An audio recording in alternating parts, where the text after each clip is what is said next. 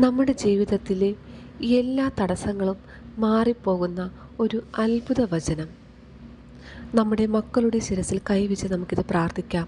അവരുടെ പഠന മേഖലകളെ അനുഗ്രഹിക്കുവാനും അവരുടെ തൊഴിൽപരമായ തടസ്സങ്ങൾ നീക്കി നല്ല തൊഴിൽ ലഭിക്കുവാനും നമുക്ക് ഈ വചനം ഏറ്റുപറഞ്ഞ് പ്രാർത്ഥിക്കാം.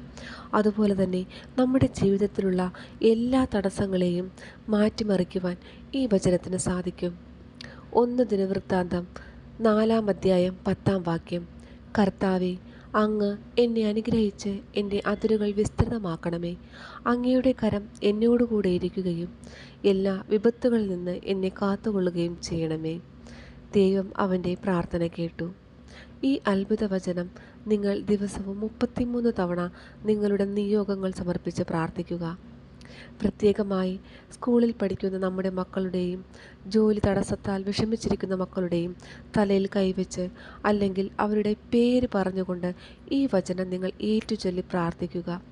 നിങ്ങളുടെ ജീവിതത്തിൽ ദൈവം അത്ഭുതകരമായ ഒരു വിടുതൽ നൽകും.